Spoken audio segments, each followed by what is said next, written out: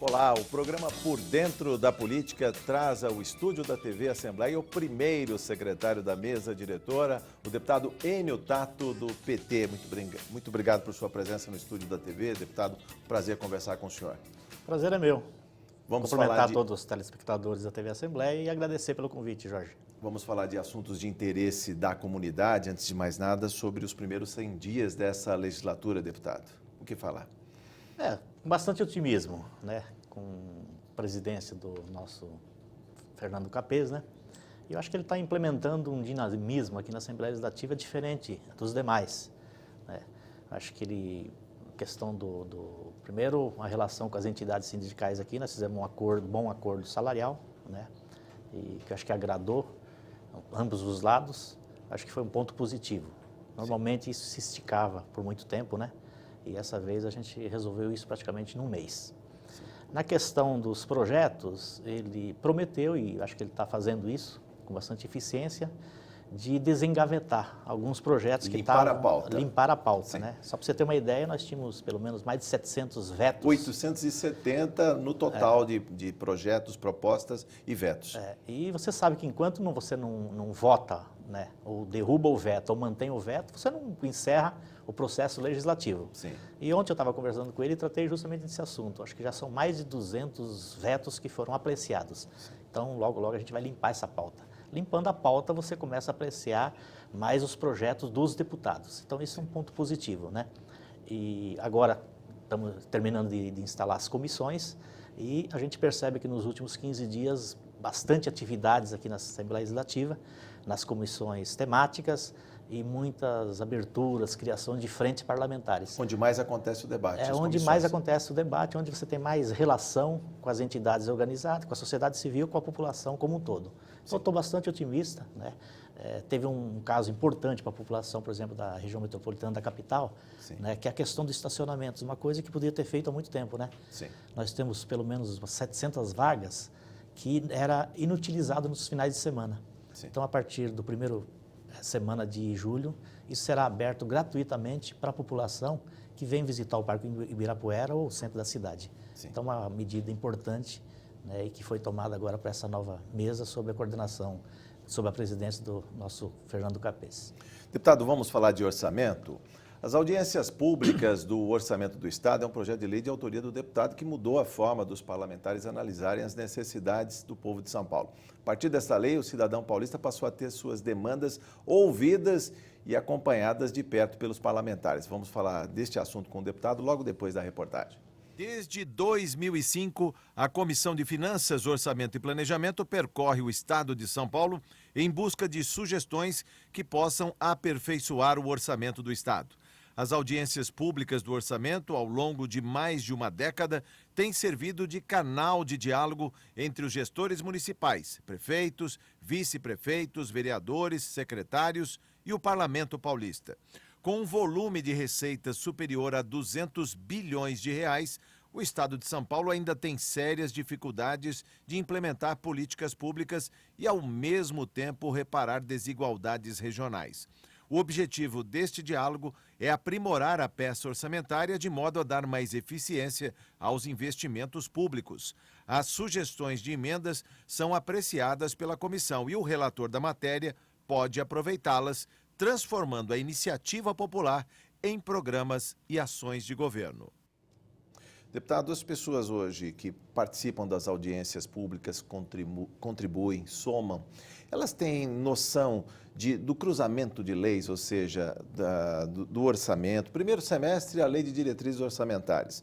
Segundo semestre, a Lei Orçamentária Anual. E este ano de 2015, em especial, o PPA, o Plano Plurianual, que vai até 2019. É preciso que haja o cruzamento de informações destas três leis, ou seja, o que não está na LDO não pode ser votado no segundo semestre, o que não estiver no PPA não estará na LDO do ano seguinte. As pessoas entendem esta conta, essa matemática?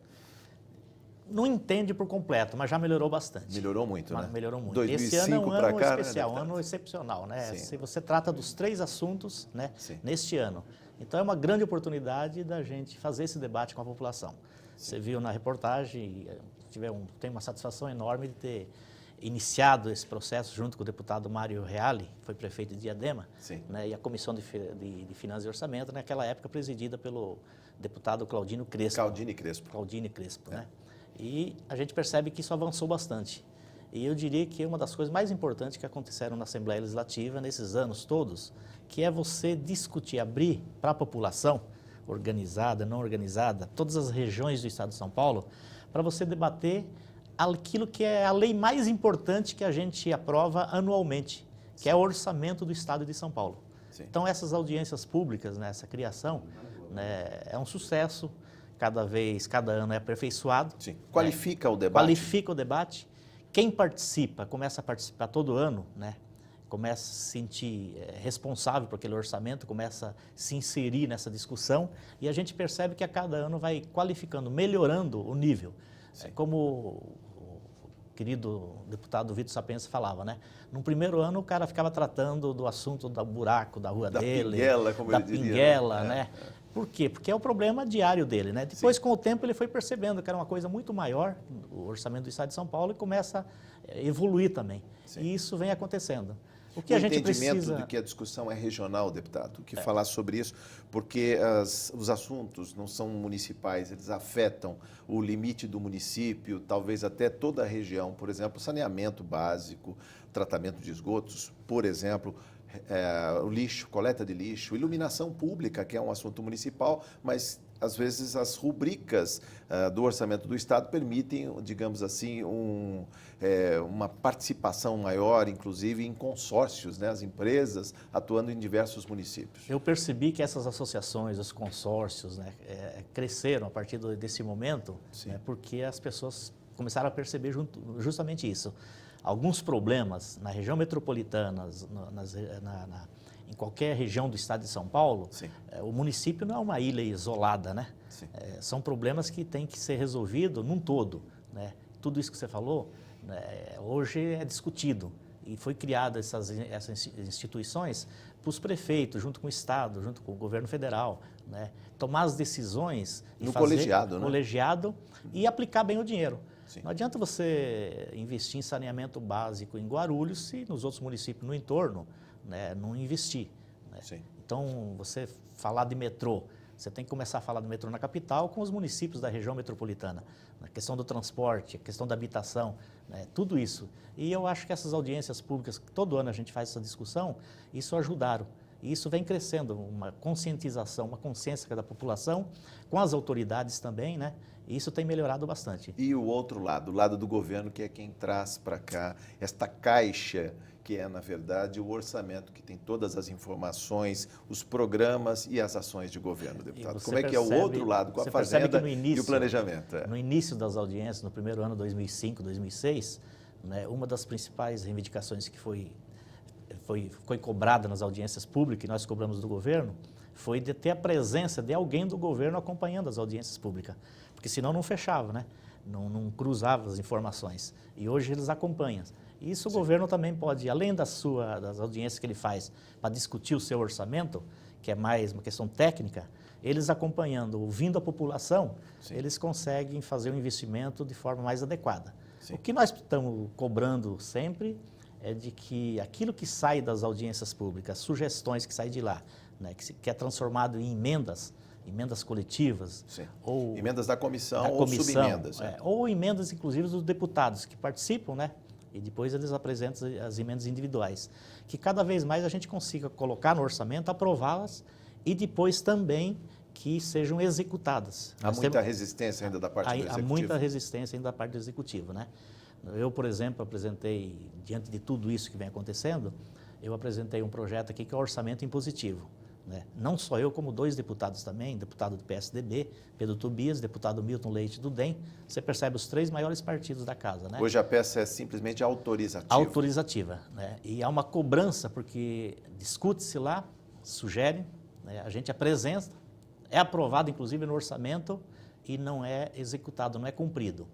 Como o Congresso Nacional aprovou o orçamento impositivo, a Câmara Municipal acaba de aprovar aqui em São Paulo. Então, a gente ficou a lacuna estadual. Ficou a lacuna estadual. E a gente espera que isso seja aprovado. Porque essas emendas têm uma importância enorme. Primeiro que quem vive lá no município, as entidades, né, que apresentam as suas reivindicações, ela vive o dia a dia da cidade. Por exemplo, uma PAI, uma Santa Casa, né, uma entidade filantrópica, uma assistencial, né, ou o prefeito de uma pequena cidade. Sim. É o momento que ele consegue dialogar com o Poder Legislativo e com o deputado estadual. Muito difícil ele vai conseguir falar com o secretário de Estado. Com o governador, então, quase impossível, né? E ali é quando a coisa pontual, aquilo que é importante, muitas vezes o valor não é tão elevado, mas é importante para aquela cidade. Sim. Então ele aproveita nesse momento das audiências públicas, né? E depois o encaminhamento através de emendas dos parlamentares para obter esses recursos que tem uma importância enorme. Sim. Jorge, sobre o papel fiscalizador, inclusive, quando o deputado vai em loco na região administrativa, na região de governo, num aglomerado urbano, por exemplo, deputado, essa capacidade de olhar a realidade em loco e mais, dialogar com os agentes, não só os gestores municipais, mas também funcionalismo público, os funcionários que frequentam muitas audiências todos públicas. Os poderes. É impressionante como a gente percebe o pessoal Sim. do Poder Judiciário fazendo as suas reivindicações, mas participando, Defensoria Pública, Ministério Público, né? As entidades, OAB, as entidades organizadas, eles participam dessas audiências. Isso é importantíssimo. Sim. E essas audiências têm demonstrado no decorrer dos anos que um ano a gente recebe a reivindicação. Sim. Depois, quando a gente volta para fazer a discussão do novo orçamento, nós somos cobrados também. Pelo que não foi feito. Porque não foi feito. Ou até mesmo aquilo que foi feito, se foi bem feito, se foi Sim. bem aplicado o dinheiro. Então, tem uma importância enorme. E tem um detalhe muito importante que muitas vezes a população não percebe, o governo não percebe, é que muitas vezes uma pequena verba de 50, 100, 150, 200 mil reais pode fazer toda a diferença. Faz uma diferença enorme para um município pequeno. Muitas vezes é 10, 15% do poder de investimento que esse município tem, que é muito pequeno, né? Então, para um município grande isso não tem valor nenhum, mas para um município de 5, 10, 15, 20, 30 mil habitantes tem uma importância enorme. A mesma coisa para uma entidade assistencial, né? Ou uma Santa Casa, uma PAI, um asilo, né? Isso tem uma importância. E você tem uma ideia, cada vez aumenta mais a procura, né? A participação, mas também da visita dessas entidades aos gabinetes pedindo emendas, né? Literalmente um périplo por essa Casa de Leis. Eu tenho que lembrar ao nosso telespectador, o deputado que já percorreu os 4 cantos desse estado aí, que tem 645 municípios, que faz as audiências públicas nas principais cidades, das regiões administrativas. É importante que se diga quando o investimento é muito concentrado na capital. O senhor deve ter ouvido isso em cidades do interior, quando se fala que são bilhões para o Rodoanel, para o metrô e pouco para as estradas vicinais, por exemplo, deputado. Como que é distribuído o orçamento? Obviamente o governo, parte técnica, distribui todas as pastas, né? Sim. Mas obviamente que tem o poder de pressão, né? E quem que pressiona mais? São os grandes municípios, né? Sim. Capital, região metropolitana. Região metropolitana, as regiões metropolitanas. E o pequeno município não tem esse poder, não tem essa força. Então, essas audiências públicas servem para você ouvi-los, né? E eles poderem dialogar com o Estado, com a Assembleia Legislativa e fazer as suas reivindicações. Sim.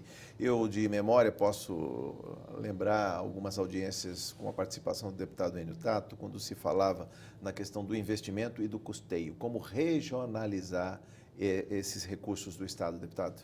É possível? Eu sempre defendi isso. O orçamento tem que ser descentralizado, tem que ser regionalizado, né? E hoje você tem o orçamento da educação, num todo. Sim. Você não tem detalhado quanto que é investido na região de São José do Rio Preto, Sim. ou no Vale do Ribeira, do Vale do Paraíba, região de Presidente Prudente, né? E por que eu acho que tem que ser regionalizado?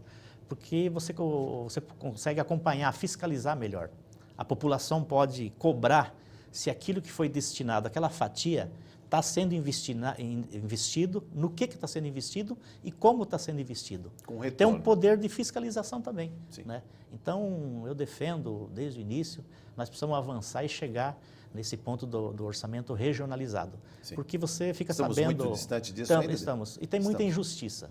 Você percebe que a vida toda, né, a gente sabe que a região do Vale do Ribeira, por exemplo, é a região mais carente.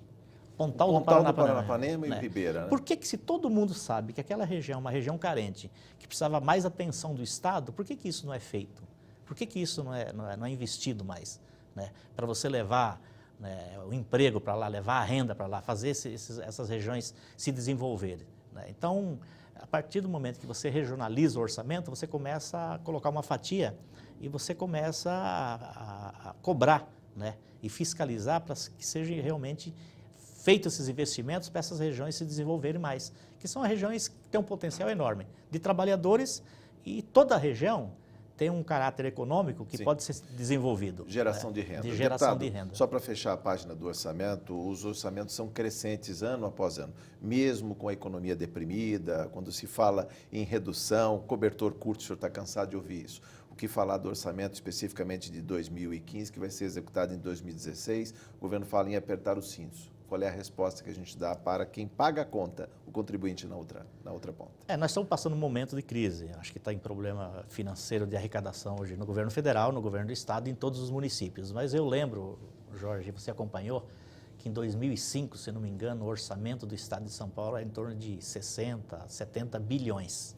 Né? Já passamos dos 204. Passamos dos 200, né, bilhões. Então, o estado de São Paulo tem um poder de arrecadação, a indústria, o comércio, todo o setor financeiro, tudo é potente, né? Sim. E dinheiro você tem.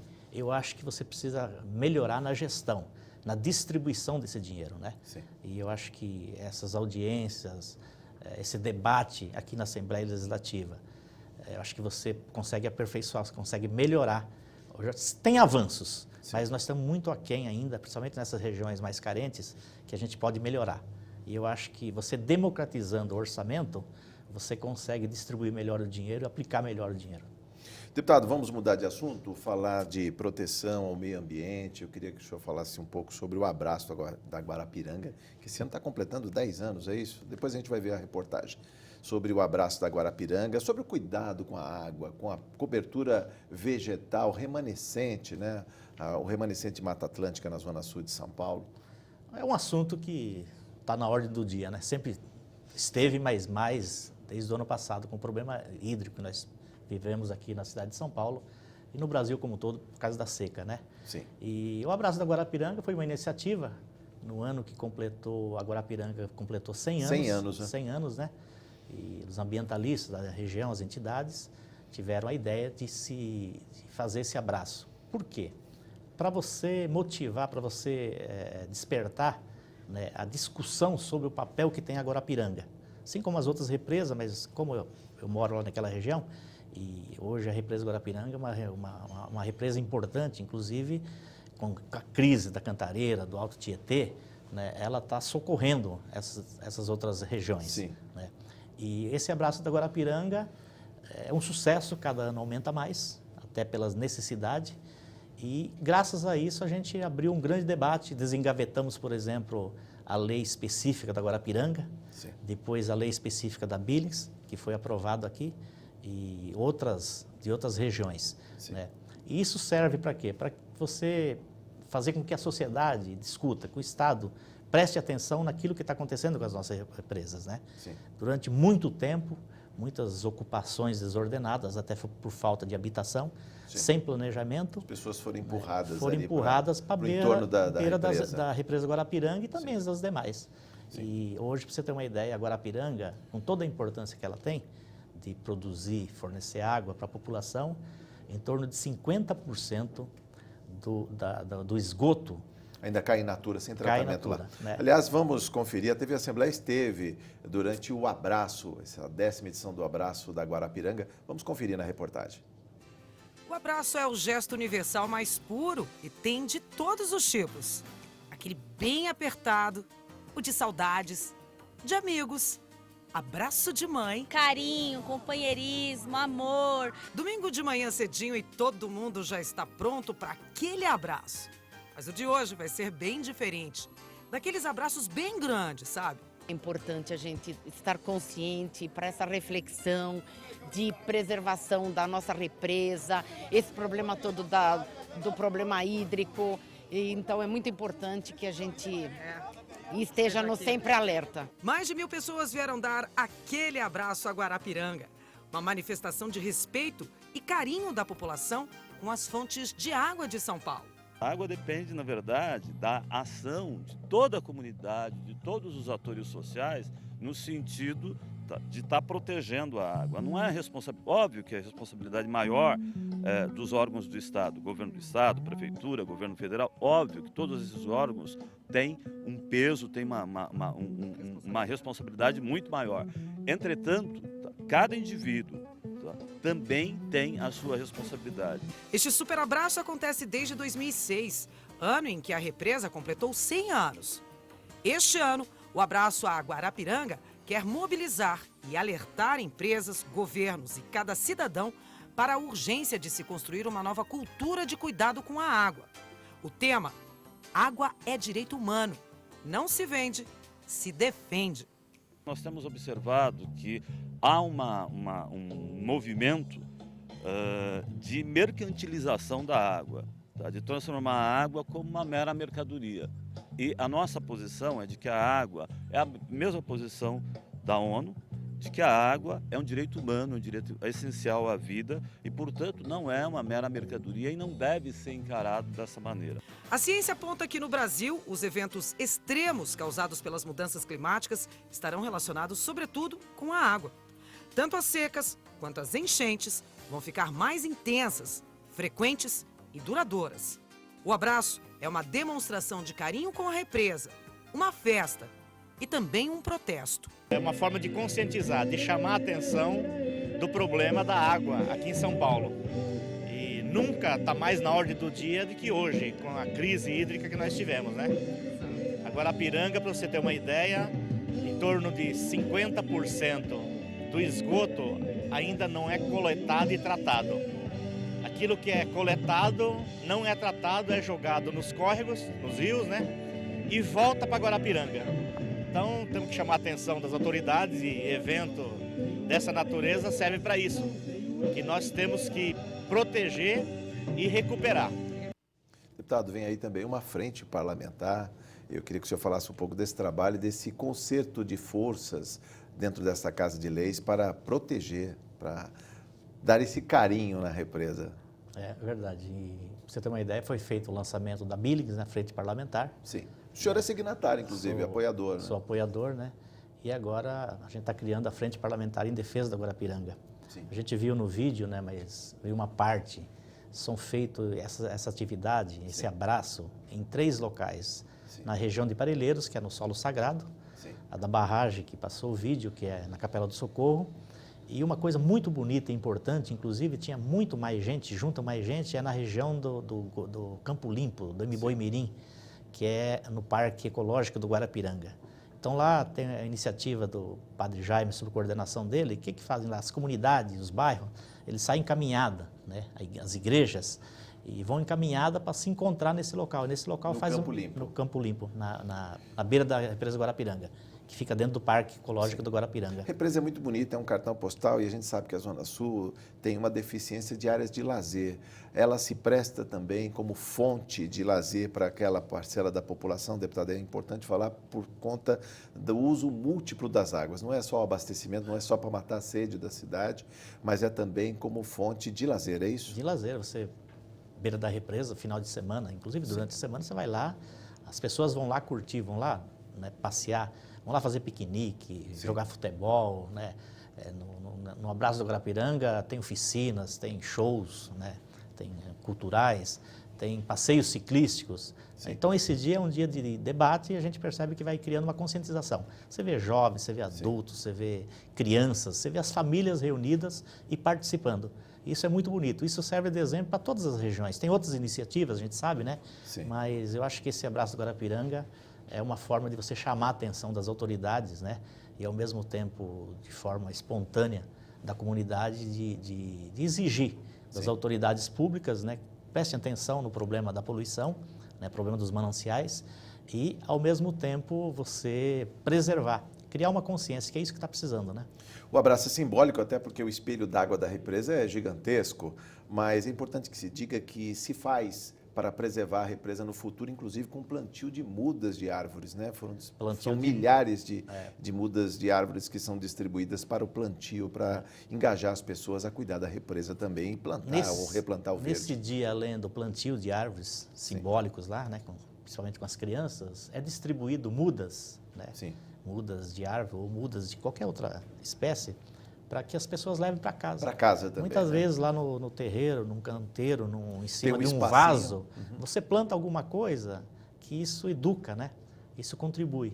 Então, todas Mais as do que atividades. isso, deputado, essa planta, quando se desenvolve, além de ela retirar, digamos, gás carbônico da atmosfera, ela também retém água de chuva, evita que Lógico. haja o assoreamento do lago das represas. Para tudo você contribui, né? Sim, Mas mais que chama atenção realmente é o despertar da consciência. sim. E isso a gente percebe que vem avançando. Com a crise, mais ainda. Pois é, por com necessidade. Com né? a crise, a necessidade vai obrigar as pessoas a economizarem a água, a usarem, digamos, de maneira mais eficaz, mais eficiente, deputado? Eu acho que não tem uma casa, não tem um cidadão que não se tocou com o problema da seca, da falta de água, né? Sim. A gente imaginava que isso era impossível, que nunca ia terminar, que não era finito, né? Sim. E eu acho que de 2 anos para cá, principalmente aqui em São Paulo, na região metropolitana, a população toda percebeu, né? Então, acho que todo mundo, todas as pessoas na sua casa está procurando economizar de uma forma ou de outra, Sim. né? E nós precisamos. Agora, junto com isso, também a gente tem que ter essa consciência de você recuperar aquilo que foi perdido, né? Recuperar nossos mananciais, o cuidado que nós temos que ter, né, com esses locais. Aqui na Assembleia Legislativa nós fizemos um grande debate no Código Florestal, né? Sim. E isso foi um debate grande, né? Muita polêmica, envolveu todos os interessados, o pessoal do interior, da agricultura, né, os ambientalistas. Então, acho que tudo isso é um despertar e a gente tem que ter essa preocupação. Porque é um problema, não é problema só da capital, da região metropolitana, do estado de São Paulo. É um problema do Brasil, um problema mundial, a questão da água. O senhor falou da colaboração do cidadão e o poder público tem feito a sua parte, sejam as prefeituras, seja o governo do estado. A gente vê programas da Sabesp de despoluição do Tietê, que já tem mais de 20 anos, Tietê, Pinheiros, bilhões de investimentos. Mesmo assim, a qualidade dos rios ainda é sofrível. Esgoto a céu aberto, rios de classe 4. Mas as nossas represas, agora até que estão abastecendo e matando a sede da população, ela tem um papel fundamental. Proteção da Billings, proteção da Guarapiranga, deputado. Tem feito, mas pouco. Pouco muito lento, né? Não dá para admitir, por exemplo, de tantos anos que se investe no Tietê e no Pinheiros, né? Sim. E a gente ainda tem essa situação. Você pega essa semana, por exemplo, a reportagem de ontem, né, no Bom Jesus de Pirapora, Sim, a o espuma. problema da espuma, né? Isso é o detergente que cai na água que do cai, rio, né? que não tem tratamento e quando bate na sua lavanderia natural, que são as pedras do rio, as corredeiras, formam aquela espuma. Então, já era tempo de ter sido avançado mais. O problema da Guarapiranga, da Billings, por exemplo, as beiras, né? Sim. A desapropriação, você arrumando moradia para a população e você recuperar aquelas áreas no entorno Sim. das represas, né? Você tem alguns municípios que estão investindo. E isso os prefeitos também precisam ter, junto com o governo do estado, com a Sabesp, de ter esse poder, essa articulação para se investir. Mas tem um caso que é emblemático, que é bastante simbólico, que é a questão de Guarulhos, né? A vida toda foi acusado que era o município que jogava 100% do esgoto no Rio Pinheiros. In natura, né? no Tietê. Hoje a gente percebe que tem avanço lá, pelo menos 70% já está coletado e tratado. Então é um não é bom uma cidade exemplo. pequena, é o segundo município do Segundo estado município. de São Paulo, 1.300.000 habitantes, ou seja, o volume, né, de coleta e tratamento de esgoto lá é gigantesco. Outros municípios também estão fazendo, mas tem que ser com mais agilidade, né? Tem que ser não pode ter mais celeridade. Está muito lento, né? E a gente está correndo atrás do prejuízo, né? Sim. E isso é uma preocupação que, principalmente, o governo do estado, que tem o poder, que tem o dinheiro, articulado com os municípios para a gente resolver esse problema das represas e também da canalização, dos córregos, né? Do tratamento, da coleta do esgoto, que é o grande problema. Pra você ter uma ideia, por exemplo, não se faz o dever de casa, né? A Sabesp, que é a responsável pelo saneamento aqui no estado de São Paulo, de grande maioria dos municípios, né? Hoje, falando da Guarapiranga e da Billings, né? A maior poluidora é justamente a Sabesp. Que tem a água como sua matéria-prima. Uma matéria-prima. Como é que você vai ter a sua matéria-prima e você não cuida da sua matéria-prima? Sim. Né? Então, o esgoto, por exemplo, na Guarapiranga, 50% ainda é jogado na represa, que é onde produz a água, que é a matéria-prima da Sabesp. Então, tem que chamar atenção e a gente, com mais celeridade, né, resolver esse problema. Sim. Outro problema, deputado, para encerrar nossa conversa, falando de pessoas desaparecidas. É uma chaga nacional, você pode falar, o país continental, grandes cidades, metrópole, uma metrópole como São Paulo, que tem centenas de pessoas desaparecidas todos os dias, deputado? Todos os dias. E o problema é muito mais sério do que a gente imagina. Pra você ter uma ideia, um levantamento feito, em torno de 47 pessoas que são desaparecidas por dia, né? E são poucos os órgãos, entidades, né? Tem pouca atuação Sim. do Estado a respeito disso. Então, aqui na Assembleia, eu aprovei um projeto que é a Semana das Pessoas Desaparecidas, né? Sim. Crianças, jovens, adultos, né? Idosos. E tem um problema muito grande que, muitas vezes, né, a pessoa procura o Estado. Agora, muitas vezes, tem pessoas que não procuram o Estado. As pessoas desaparecem e ninguém fica sabendo. Então, o que tem que acontecer? O Estado tem que ir até essas pessoas, né? Alcançá-las. Alcançá-las. Sim. Então, a exemplo das Mães da Sé, né, que é um exemplo também copiado e que tem uma repercussão internacional, que é as Mães de Maio, da Praça de Maio em Buenos Aires. A gente teve essa iniciativa aqui para a gente debater esse assunto, para a gente ouvir as pessoas. O Estado tem um poder enorme com os seus equipamentos, por exemplo, com os hospitais, com as escolas. Todos os equipamentos públicos do Estado poderia ser um local que as pessoas poderiam ir até lá, fazer a reclamação, fazer a denúncia. Sim. E depois o Estado ter a iniciativa de ajudar essas famílias a procurar os desaparecidos. Por falar em ouvir as pessoas, vamos ouvir alguns depoimentos de pessoas que tiveram parentes próximos desaparecidos. Vamos ouvir. No estado de São Paulo, desaparecem mais de 100 pessoas por dia. Com o objetivo de conscientizar as pessoas e fazer com que toda a população reflita sobre o assunto, uma lei do deputado Enio Tato, do PT, institui a Semana de Mobilização do Estado de São Paulo para a busca e defesa de pessoas desaparecidas. É uma forma de divulgar os desaparecimentos e tentar diminuir o sofrimento das famílias que vivem esse drama e de manter viva a expectativa de receber alguma notícia ou informação que há tempos esperam. Desde o dia 9 de janeiro de 2015, que ele foi passar as férias na casa dos avós maternos, São Francisco e a Dona Maria, e voltava dia 16, só que ele não voltou. E desde o dia 9 a gente não tem contato nenhum, que a gente já desconfiava de algo errado.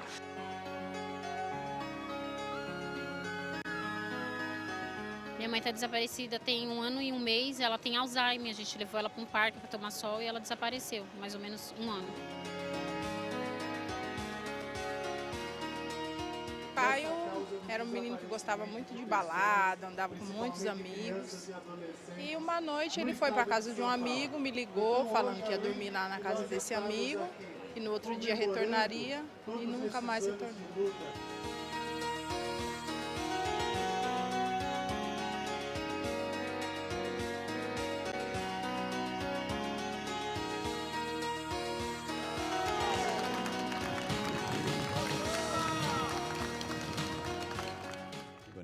Deputado, a semana é um esforço concentrado para que todos se mobilizem pela causa dos desaparecidos, é isso? E também você cobrar para ter um cadastro único, né? Para os órgãos se conversarem entre eles. Você pega a Secretaria de Segurança Pública, por exemplo, que é responsável, de ter um cadastro, juntamente com as outras secretarias de Estado, né? Junto com o governo federal, de você ter um cadastro e você poder atuar em conjunto. Sim. Né? Muitas vezes o que acontece aqui em São Paulo, o Rio de Janeiro não está sabendo, ou vice-versa, assim por diante. Então, esse debate vem nesse sentido, né? E principalmente para as famílias que têm esse problema, que é um sofrimento enorme, que muitas vezes não sabe aonde recorrer. Então, é uma contribuição da Assembleia, através dessa semana, da gente fazer eventos, né? Chamar especialistas, chamar autoridades ligadas a esse assunto, que tem essa responsabilidade de procurá-los, né, para fazer esse debate e a gente ir aperfeiçoando. Também massificar a divulgação dos nomes, fotos, os meios de pessoas comunicação, desaparecidas, fotos. É muito bom as iniciativas que tem muitas entidades de você começar a colocar fotografia, fazer os chamados, né? Sim. E isso ajuda bastante na localização. De 25 a 31 de março, todos os anos. De É um 25 chamamento. a 31, é um chamamento. Sim. Né? Sobre ainda o papel dos veículos de comunicação, a gente recebe hoje, digamos, as pessoas procuram desesperadamente seus entes queridos, ligam para as redações, às vezes também não ligam para dizer que encontraram. Muitas dessas pessoas são reencontradas depois. O cadastro que pode estar na rede social, que pode estar, digamos assim, em servidores da administração pública, ele pode dialogar, ou seja, mostrar caminhos, apontar pessoas, cruzar informações. Eu lembro aqui, deputado Enio Tato, só na capital paulista, temos mais de 15 mil pessoas morando em situações de rua. Se houvesse o cadastro, poderia cruzar informação com aquele cidadão que hoje está passando a noite na Praça da Sé, no frio, sob chuva. É verdade, com toda a tecnologia que nós temos, né? O cidadão poderia entrar num site, né? E fazer a denúncia, a reclamação do desaparecimento, também como poderia dar baixa. Sim. Né? Na reportagem hoje tem recurso, né? Você tem pode recurso identificar, inclusive envelhecer aquela foto para tentar aproximar da pessoa. Lógico, hoje, né? Para se aproximar mais da realidade, né? Agora, hoje, o grande problema é que os órgãos também não se falam. Muitas vezes o município não dialoga com o Estado não dialoga com a União e assim por diante, né? Mas hoje algum agente da polícia ainda recusa o atendimento de um pai e de uma mãe que chega desesperado numa delegacia e diz: perdi meu filho pequeno, um jovem saiu de casa, ele não tem que dar a ciência rapidamente no sistema de segurança pública? Você sabe que não funciona... Não é bem assim. Não é bem assim, né? É um problema sério e muitas vezes quem está do outro lado do balcão não sabe o desespero, o que aquela pessoa está sentindo naquele momento que está fazendo a reclamação e não é levado a sério, né? Então, o sentido é de aperfeiçoar isso, da gente melhorar esse atendimento. A reportagem coloca, por exemplo, que em torno de 100 pessoas desaparecem no estado de São Paulo. Quando eu coloquei 47, dados depois aparecem, né? Sim. Mas hoje, em torno de 47, um pouco mais, que é por dia que pessoas desaparecidas que não aparecem, não tem localização. Sim. Então, nós precisamos aperfeiçoar isso e melhorar esse cadastro e essa forma de você divulgar, né? Para você resolver esse sofrimento das famílias que têm pessoas desaparecidas. Nosso tempo se esgotou. Muito obrigado por sua entrevista. Volte mais vezes à TV Assembleia. É um prazer recebê-lo aqui sempre. Obrigado, Jorge. Um abraço e é sempre bom estar com vocês aqui, conversando, dialogando com a população. Eu conversei com o deputado Enio Tato, do PT, que é primeiro secretário da mesa diretora. Você ficou por dentro da política. Muito obrigado por sua audiência.